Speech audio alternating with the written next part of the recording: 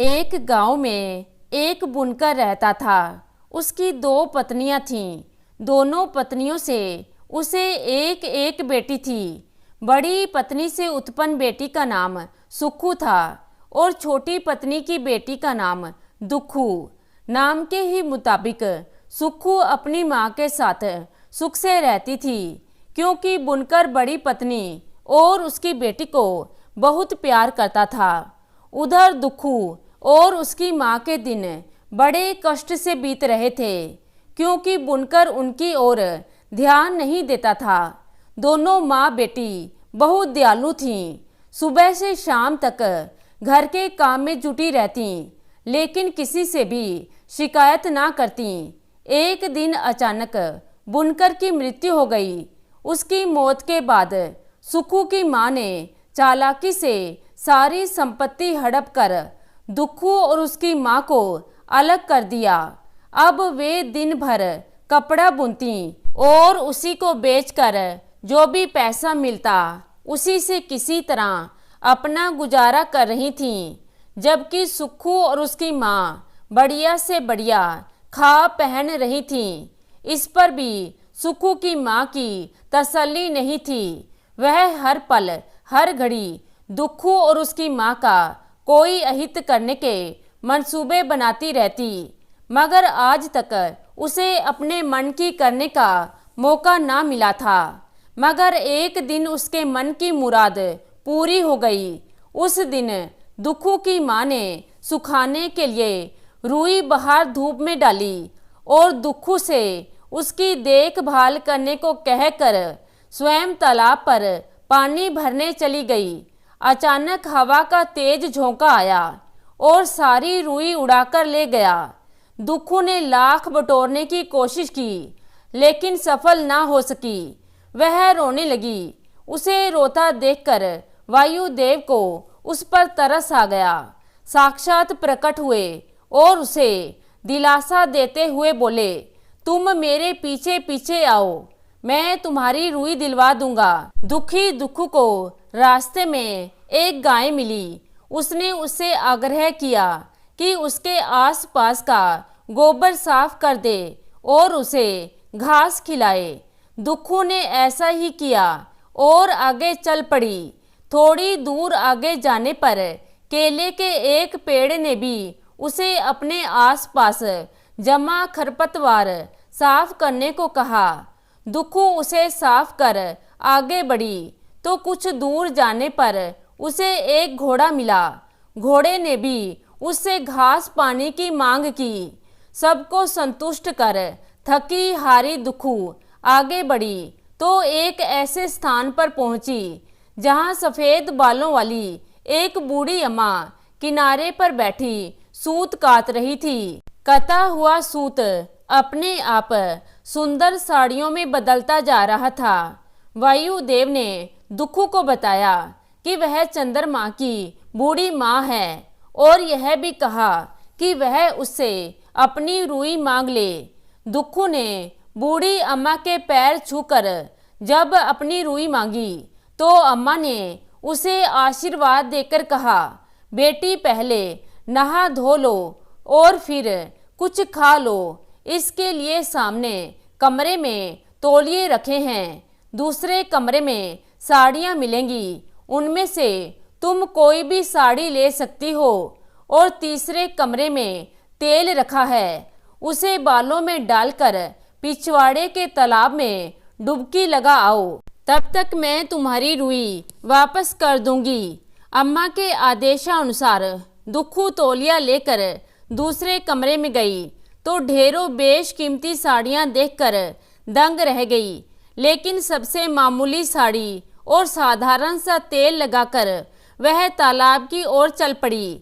जैसे ही उसने तालाब में एक डुबकी लगाई तो वह परी जैसी खूबसूरत बन गई, लेकिन उसके पास दर्पण नहीं था, इसलिए उसे पता नहीं चला। दूसरी डुबकी में उसका शरीर कीमती गहनों से लद गया।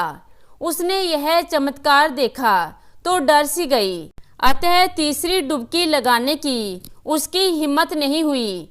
इसे भगवान की कृपा समझकर बूढ़ी अम्मा के पास चली।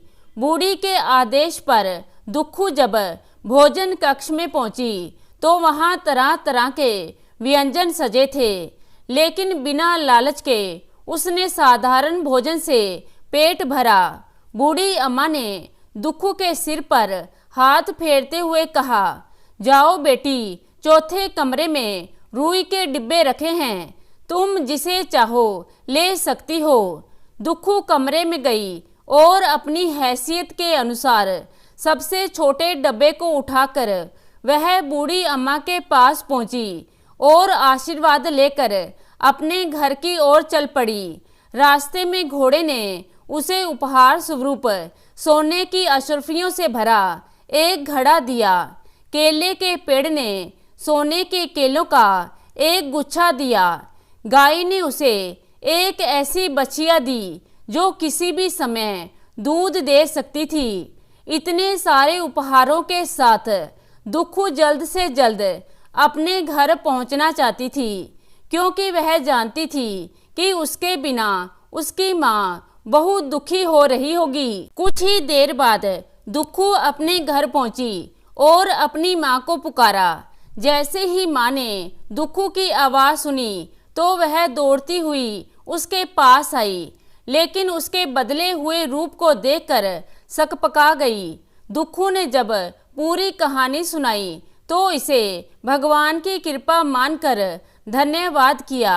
दुखू की माँ ने सुखू की माँ के साथ उपहार बांट लेने को कहा, लेकिन अंदर ही अंदर ईर्ष्या के जलते हुए उसने उपहार लेने से इनकार कर दिया।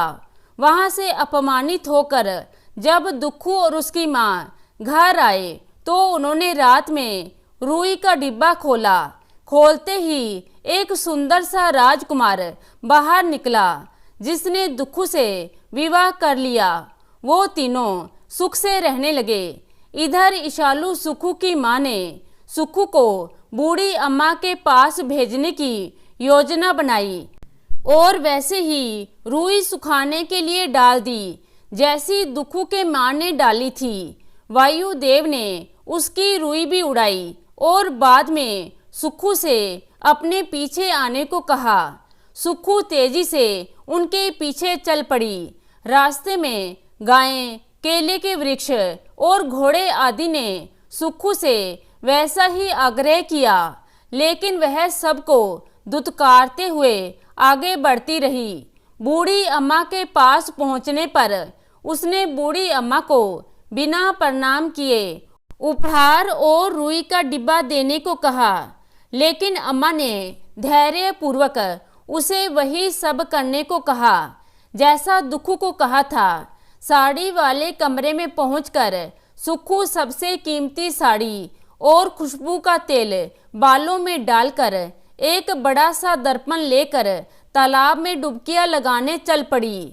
उसने आंखें मूंदकर फटाफट 3-4 डुबकियां लगा लीं, लेकिन यह क्या, जैसे ही सुखू अपना रूप निहारने के लिए आंखें खोलीं और दर्पण देखा तो वह अपनी शक्ल देखकर खुद ही डर कर चिल्ला पड़ी। वह राक्षसी जैसी कुरूप हो गई थी। गुस्से में चिल्लाती हुई वह अम्मा के पास पहुंची तो उसने कहा, तुमने लालच में 2 से ज़्यादा डुबकियां लगाई थी, इसलिए ऐसा हुआ। फिर इस घटना को भूलने को कहकर अम्मा ने उसे खाने वाले कक्ष में भेजा। वहां भी वह अपने लालचीपन के कारण सुखू ने स्वादिष्ट व्यंजन खाए। रुई के डिब्बे वाले कमरे में पहुंचने पर उसने देख परख कर सबसे बड़ा डिब्बा उठाया और अम्मा को बिना प्रणाम किए बड़बड़ाती हुई चली आई। रास्ते में घोड़े ने सुखू को एक लात मारी और केले के पेड़ ने कच्चे केले का गुच्छा उसके सिर पर फेंक दिया। जैसे तैसे बचते बचाते सुखू जब रोते रोते घर पहुंची तो उसकी माँ ने कुरूप सुखू को पहचानने से इनकार कर दिया। जब उसने सारी कहानी बताई तो दुखी माँ ने उसे अपना भाग्य मान लिया, लेकिन अभी भी एक उम्मीद बची थी, बड़ा सा रुई का डिब्बा। लालची माँ ने उसे सलाह दी कि वह रात को अकेले में उस डिब्बे को खोले। और रात होने पर उसने सुखू को कमरे में अकेला छोड़ दिया और अगले दिन की प्रतीक्षा करने लगी। मगर दूसरे दिन वह इंतजार करती रही कि उसकी बेटी एक सुंदर से राजकुमार के साथ बाहर निकलेगी, लेकिन बड़ी देर तक जब दरवाजा नहीं खुला तो उसने जोर जोर से पीटना शुरू कर दिया। अंत में हिम्मत कर उसने दरवाजा खोला तो जोर से चीख पड़ी। एक तरफ सुखू की हड्डियां पड़ी थीं और दूसरी तरफ एक विशाल अजगर की केंचुली, एक और रुई का खुला हुआ डिब्बा पड़ा था। सुखू की माँ को अपने किए की सजा मिल गई। अब उसके पास रोने की सिवाय और कोई चारा नहीं था। तो दोस्तों, कैसी लगी आज की कहानी? आशा करती हूँ कहानी को पसंद करेंगे। धन्यवाद।